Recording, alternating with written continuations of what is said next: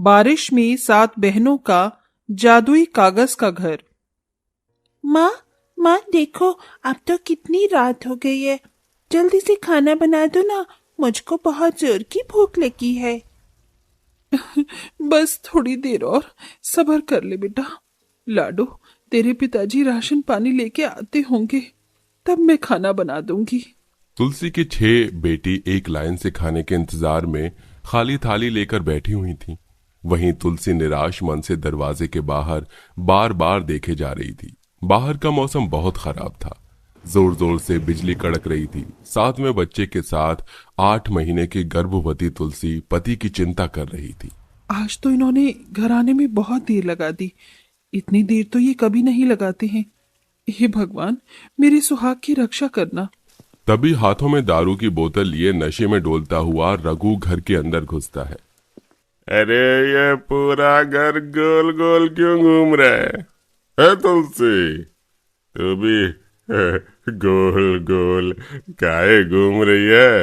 रुक रुक रुक।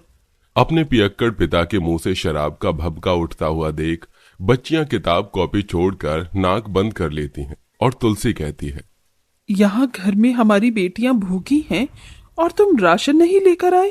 अरे कहाँ से लाऊं राशन पानी? मेरे पास पैसे वैसे नहीं है। हाँ, अपने पीने का जुगाड़ तो तुमने कर लिया, बस हमारे लिए ही नहीं है तुम्हारे पास। क्या मिलता है तुम्हें इतनी शराब पीकर? छोड़ क्यों नहीं देते? मैं यहाँ दिन भर 4 पैसे कमाने के लिए लाचारी में ये कागज के लिफाफे बनाती हूँ, और वो पैसे भी तुम पीने में उड़ा देते हो। चुप कर। जब देखो कचर कचर कचर कचर कचर कचर यही करती रहती है। रघु जीना छोड़ सकता है, पीना नहीं। ठीक है, फिर चले जाओ। तुम्हारे बिना भी मैं अपने बच्चों को अकेले पाल लूंगी। अब मैं तुम जैसे नशेड़े आदमी के साथ नहीं रहूंगी। ये सुनकर रघु तुलसी को गर्भवती की हालत में डंडे से पीटने लगता है।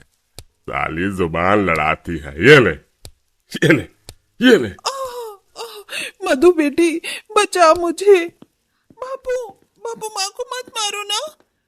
पिताजी, मैं आपके पैर पकड़ती हूँ, माँ को छोड़ दीजिए, मत मारिए। हट जाओ सब, वरना 6 की 6 को छठी का दूध याद दिला दूंगा। नशे में धुत रघु अपनी पत्नी को मार मार कर अधमरा करके घर से निकल जाता है। तभी उसे बहुत तेज हार्ट अटैक आता है और वो दरवाजे पर ही मर जाता है। सोनाली अदिति उसे झकझोर कर उठाने की कोशिश करती हैं। बापू बापू, उठो ना। दीदी देखो ना, पिताजी को क्या हो गया, ये बोलते नहीं है। तभी पूनम देखती है कि उसकी सांसें नहीं चल रही। पिताजी मर गए। माँ। ये सदमा तुलसी बर्दाश्त नहीं कर पाती और उसको डिलीवरी का दर्द शुरू होता है, जहां उस तूफानों भरी बरसात में वो 7वीं बेटी को जन्म देती है। देखो बहनों, हमारी 7वीं बहन हुई है। दीदी ये तो कितनी सुंदर है। तभी एकदम से तुलसी की हालत बिगड़ने लगती है और उसकी सांस तेज तेज चलने लगती है। मधु बेटी, मैं अब बच नहीं पाऊंगी। अब तुम 7 को मेरे बिना ही रहना है। ऐसा मत बोलो माँ, बाबा तो हमको पहले ही छोड़कर चले गए। अब तुम भी चली जाओगे तो हम किसके सहारे जिएंगे? बिटिया, इस संसार में तुम्हारी ये गरीब माँ बहुत थोड़ी सी जिंदगी लेकर आई थी, जो कि पूरी हो चुकी है। वचन दे मुझे मधु कि तू अपनी बहनों का ख्याल रखेगी। हाँ माँ, वचन देती। इसी के साथ तुलसी इस दुखदाई दुनिया से चली जाती है। उस तूफानों भरी बरसात की रात ने उन 7 अनाथ बहनों से उनका सब कुछ छीन लिया था। एक ही पल में उनकी पूरी की पूरी दुनिया उजड़ गई थी। रात भर वो अपने माता पिता की लाश को देखकर सुबक सुबक कर रोती हैं और सुबह दोनों का क्रियाक्रम कर देती हैं। उनकी धू धू जलती चिता को देखकर जन्मी हुई दुधमुई बच्ची चीत्कार पुकार कर रही थी। ना रो मुनिया, चुप हो जा। तभी जोर जोर से घटाएं चमकने लगती हैं। लगता है भयंकर बारिश होने वाली है। घर चलो बहनों। जैसे ही 7 घर पहुंचती हैं तो वहां मकान मालिक छाता लेकर खड़ा होता है। उनकी गठरी बारिश में पड़े पड़े भीग रही थी और दरवाजे पर ताला लगा था। चलो चलो उठाओ अपना ये झोला और ये झोला झंटा सब लेके दफा हो जाओ यहाँ से। पर सेठ जी, ये हमारे माँ बाबा का घर है, सालों से हम इसी में रह रहे हैं। अरे ओ छोकरी, ये मेरी जगह जमीन है। जब तक तेरी माँ किराया भर रही थी ये घर तुम्हारा था। वो तो मर गई, अब कौन किराया भरेगा। चलो चलो रास्ता नापो यहाँ से। सातों बहनें आंख से आंसू बहाते उस बारिश के मौसम में वहां से निकलकर दर दर की ठोकर खाने लगती हैं। रोड से आती जाती गाड़ी उन पर कीचड़ उछाल कर बढ़ती जाती है। मधु दीदी, घर कब आएगा? चल चल कर मेरे पाँव दुख गए हैं, बोलो ना, घर कब आएगा? घर घर तो है ही नहीं पूजा। गरीब लाचार लावारिसों का कोई घर बार नहीं होता। ये कहते कहते उसके दिल के सारे गम आंसू बनकर बहने लगते हैं। तभी तीसरी बहन बरखा बोली, मधु दीदी, आपको याद है माँ फैक्ट्री से कागज के लिफाफे बनाने का काम लाती थी घर में। हम वहाँ चलकर काम मांगते हैं ना, हमको कोई ना कोई काम तो मिल ही जाएगा। क्या पता रहने की जगह भी मिल जाए। हाँ चलो बहनों। थोड़ी देर में मधु अपनी सभी बहनों को लेकर कागज की फैक्ट्री में पहुंच जाती है। मधु रो रो कर अपनी परिस्थिति बताती है। तभी मालिक राजदत्त का दिल पिघल जाता है। देखो, तुम सारी बहनें यहाँ पर काम तो कर सकती हो, बाकी अपने रहने की जगह का प्रबंध तुम्हें खुद करना होगा। कोई नहीं साहब, हमको मंजूर है। कुछ टाइम तो यहाँ काम करके हमारे सर पर छत रहेगी, रात तो कैसे भी कट जाएगी। एक कोने में वो अपनी दुधमुही छोटी बहन को सुला के बाकी 6 बहनें काम करती हैं। उनका काम बाकी सारे मजदूर के बराबर में था। तभी वो कोने में रद्दी के कागजों का ढेर लगा देखती है। चलो, अब फैक्ट्री बंद करने का टाइम हो गया है। सुनो, तुम सब भी जा सकती हो। सेठ जी, क्या हम ये कागज ले जाएं? अगर आपके काम के नहीं हो तो इससे हम अपने सर को छिपाने का इंतजाम कर लेंगी।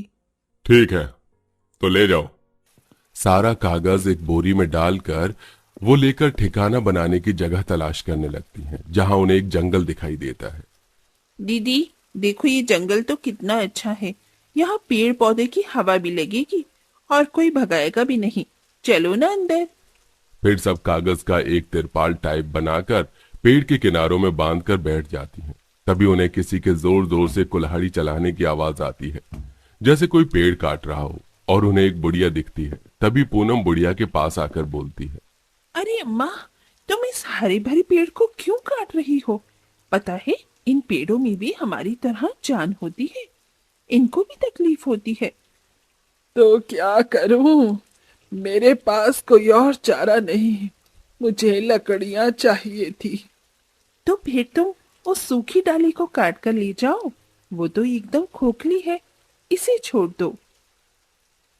मगर उस वाले पेड़ का तना तो बहुत ही ज्यादा मोटा है, मुझसे अकेले नहीं कटेगा। मेरी बूढ़ी हड्डियों में इतनी जान नहीं। ये तो पतलू सा पेड़ था, इसे काट भी लूं। अच्छा, तो फिर हम तुम्हारी मदद करवा देंगे। यह सुनकर बुढ़िया मुस्कुरा देती है। सभी बहनें लकड़ी कटवा कर दे देती हैं। जैसे जैसे रात ढलती है पूरा वन शांत हो जाता है। तभी जोरदार की तूफानी बारिश आती है, जिसमें उनका कागज की छत तिनकों के समान बिखर जाती है और सब बारिश में भीगने लगती हैं। दीदी, अब हम कहाँ जाएंगी? हमारी तो कागज का छत भी नहीं टिक पाया तूफान में। अब क्या होगा?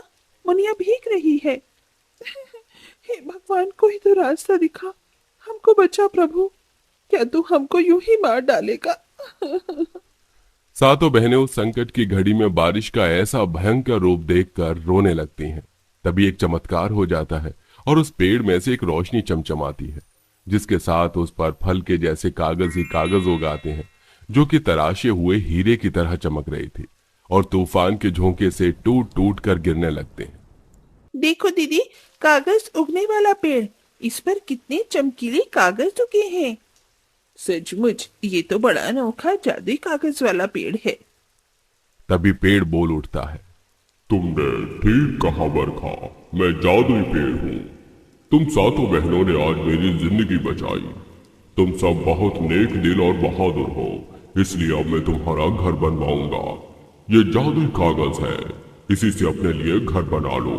ये बारिश में गलेंगे भीगेंगे नहीं, बल्कि बने रहेंगे।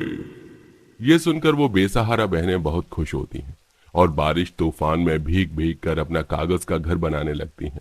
मजे की बात तो ये होती है कि उन्हें जादुई कागज से घर बनाने में किसी नींव की जरूरत नहीं लगती। थोड़ी देर में उनका वो घर बनकर पूरा हो जाता है। दीदी, हमारा जादुई कागज घर तो कितना प्यारा है। अब हमको बरसात में भीगना नहीं पड़ेगा। हाँ पूजा, अब हमारा भी अपना घर है। जादुई पेड़, मैं तुम्हारा जितना शुक्रिया अदा करूं उतना कम होगा। आज तुम्हारी बदौलत हम अपना घर बना पाए हैं। मेरी माँ कहा करती थी, इस दुनिया में इंसान इंसान की मदद नहीं करता, उनसे वफादार जानवर और प्रकृति है। तुम्हारा धन्यवाद। तुमने मेरी मदद की, मैंने तुम्हारी मदद की। हिसाब बराबर हुआ प्यारी। मधु अपनी सारी बहनों को लेकर जादुई कागज घर के अंदर आ जाती है, जो कि बहुत ही आलीशान और सुंदर था। तभी भूख से मुरझाए चेहरे से अदिति खाना मांगती है। काश कि हमारे पास खाना आ जाता, बहुत भूख सी लगी है। पूरा दिन मेहनत कर कर के भूख लग गई है। तभी पलक झपकते उनके सामने लजीज लजीज खाना आ जाता है। अरे वाह, आज तो दावत हो गई। घर के साथ साथ खाना भी मिल गया। चलो सब खाते हैं। कई दिन बारिश में दर दर भटकने के बाद सब पेट भर कर खाते हैं। अब तो मुझको जोर की नींद आ रही है। काश कि बिस्तर होता। तभी दोबारा से जादूगरी होती है और गद्देदार मुलायम बिस्तर लग जाता है और एक आवाज आती है, चलो अब सो जाओ, शुभ रात्रि। तुमको जो भी चाहिए, हम जादुई कागज का घर हमेशा तुम्हारे कद्रदान रहेंगे। सब आराम से सो जाती हैं। रात भर बारिश होने के बाद भी उनका जादुई कागज का घर बिल्कुल नहीं भीगता। वो जादुई घर के जरिए बरसात में भटकते गरीब बेसहारा बच्चों की मदद करने लगती हैं।